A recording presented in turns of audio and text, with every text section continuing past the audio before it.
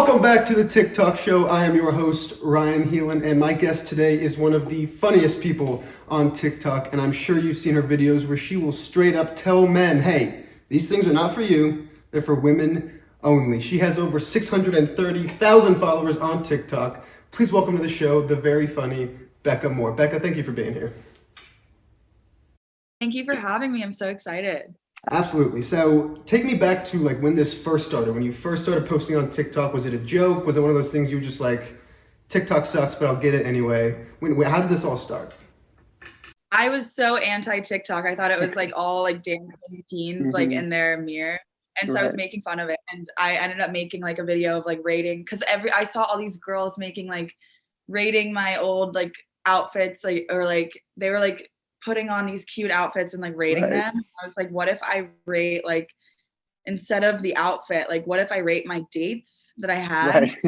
And so I started rating dates, and then I started rating like pictures my sorority made me delete, and like times I got in trouble in my sorority.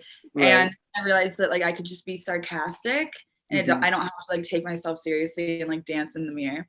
So that when it started, that was like around a year ago.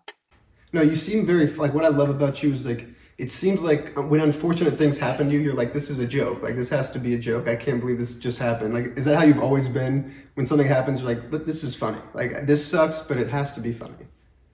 I didn't realize that I was so like sarcastic until people told me on TikTok. Like I didn't realize. I guess like that is my tendency. Like for example, I do videos on like rating jobs that have fired me. Like I've almost been fired from. So yeah, I guess it's a coping mechanism. Yeah, absolutely. So you mentioned like being a sorority. If you can talk on it, like why did they make you delete pictures? Because so when you're in a sorority, you're not allowed to like post with alcohol, and you have to like keep your media like super PG, and that was like a problem for me. Like I loved posting with alcohol. That was like a deal breaker for you. Yeah. That was like my favorite hobby, was posting alcohol. So so I made it like everyone's problem in the entire chapter. Like I would edit the cans of like beer into like Coca-Cola and like make it so obvious, and I ended up having to drop because it was like so bad. I feel like you were one of those people that you gave them problems. Like usually they're like, girls will be like, okay, I'll delete it, but you were like, what the hell? No, this is my Instagram. Yeah. Right, because I had this like knowledge of like these girls are my age, and also like we all got initiated at the same time. Like what power do they actually have over me? So I was really fixing the limits for sure, because I didn't like just whatever they said. I would question everything. Right. Well, it's so funny because like sorority girls can be kind of intimidating for no reason at all. Like if I'll see a sorority girl like she's decked out in all her sorority gear, I'm like, hi ma'am, nice to meet you. I hope I don't offend you or anything. But it's like, why are we scared of sorority girls? That's funny. I don't know. Yeah, I'm scared of them too still to this day. So you've graduated college and now you're kind of living on your own. And what is next for you? I know you host a podcast. What do you kind of want to get into down the road? I think down the road, I would love to do YouTube videos. So it's hard because my TikTok, I don't know if I could make that into like a longer video because I can't like, I don't know if you've seen all of them, but most of them it's like I'm playing a character kind of.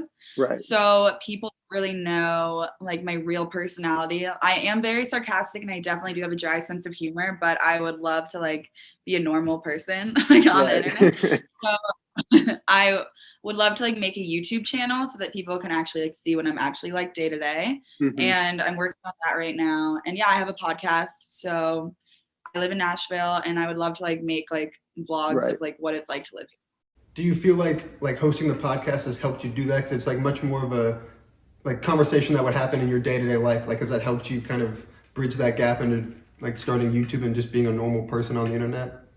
Yes, it has definitely bridged a little bit of a gap, but also at the same time, me and my roommate Alyssa, we are crazy when we're together, and like so I feel like people, that's another side of me that's like where it's just like us being like, I don't know, like making fun of the world.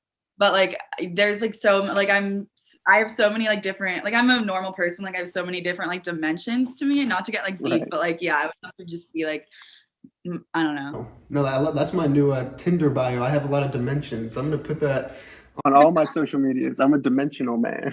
So do you want to be, who are some YouTubers you like watching? Like, do you want to be like the Nelk kind of party videos, or like Emma Chamberlain, where it's just kind of day-to-day life? What is your niche you want to get into? Oh my God, can you imagine if I did like a nail thing? Like, just partying every day, waking up, partying. no, I think I would love to like do advice videos, like people how to date a frat guy, or like how to like, yeah, like things like funny things like that. Like not take myself too seriously, but like do a sit down video where I can like, I don't know.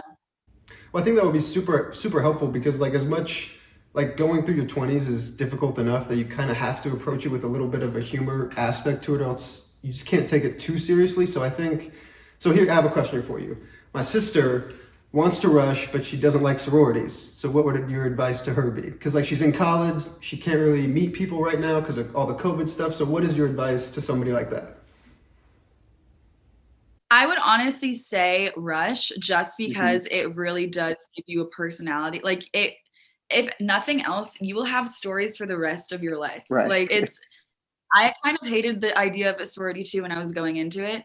But then when you're in it, it's so confusing because you kind of like it, but also you realize how stupid it is at the same time, or at least I did. I was like, yeah, this is all fake, and like I'm paying for my friends. I was completely self-aware the entire time, but also like I kind of liked it. So I still have complicated feelings towards like Greek life and like being in a sorority in general. But I would say rush if you're like on the fence, just because you don't want to look back and regret not doing anything. Right. So walk me through your worst first date. I know you have to have one, and I'm putting you on the spot here, but what is something a guy would do or has done to you that was like, whoa? I think, I don't want to expose him. And like, he's a sweet guy. What's his name? Give me his Instagram. We'll blow it up on Instagram. No, I'm just kidding. I'll get a lawsuit. I think being nervous, like when the guy is nervous, I hate that. I feel it makes me feel awful. Like, for example, this guy, like one time, oh my God, it wasn't even a bad date. Like, I know he's watching this. When he picked me up, his car alarm like was going off. Right. And he couldn't figure out how to turn it off for like 20 minutes. And after that, we still went to breakfast, and he could not recover. He just felt so embarrassed, and I felt awful. And it was like, he was just nervous the whole time. So I think like if he had just been a little bit more confident and made it into a joke, that would have been hot. But the way he did it, he just felt really bad. Right. Like it was like sad. That poor guy. That's a rough start to a date. That's hard. That's hard to overcome. Now, before I let you go, I want to play a quick game. So I'm going to read some traits in a man, and you're going to tell me if it's a red flag or not. I don't know if you've seen that trend on Twitter of like red flag or not. No, that's my favorite trend. Okay. I'm ready. All right. Here we go. So you're on a date with a man, and he tells you his favorite beer is a Michelob Ultra. Red flag or no? I probably green flag, because I have no idea anything about beer. Right. Okay. There we go. 1 for 1. All right. How about this? When you go out to eat with somebody, the only thing they ever order is chicken fingers. I'm a vegetarian, so red flag. I just by default red flag. I don't know. Right. I don't really... All right. How about this one then? Off the top of my head, if he's a hunter. Oh yeah, red flag. Ew, red flag. You walk into his apartment and he has fish and deer on the wall. Red flag. That's just weird. No. All right. Careful how you answer this one. They love listening to Ed Sheeran, because you may be talking to a pretty big Ed Sheeran fan. You're an Ed Sheeran fan?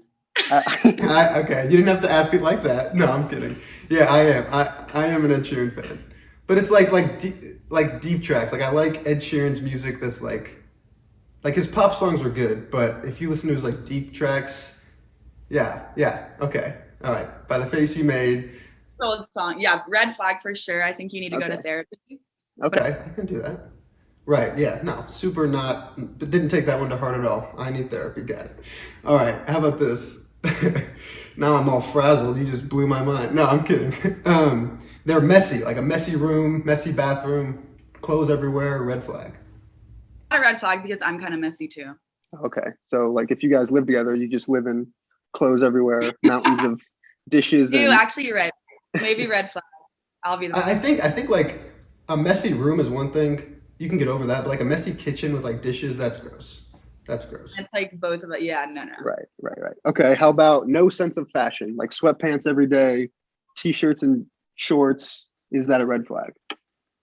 No, that is a green flag because guys that are into fashion too much, I'm like, what? Like, why are you so into it?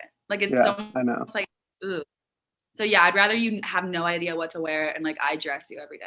Right. And they can be kind of intimidating too, like guys that are into fashion, they like just look like from across the bar, they'll look at you and you can just feel the judgment in their eyes. No, actually, this going back to my first date story, that's the worst date. That's another one I went on. I showed up and then the guy started like naming the brands I was wearing, and then he would like giggle. Like he was like, "Oh, you're wearing." Yeah. Yeah. He's like, where'd you get that? TJ Maxx? Weird.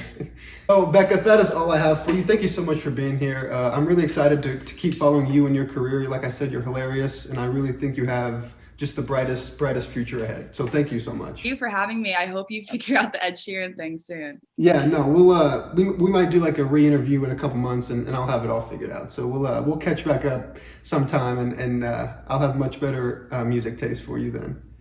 Yeah, thank God. Okay, I'm waiting. Well, everybody, make sure you go follow Becca on all her social medias. Check out her podcast, So I Was Like, on Apple Podcasts, on Spotify, and on YouTube. You will not regret it. I promise you, she's hilarious. Thank you so much for watching.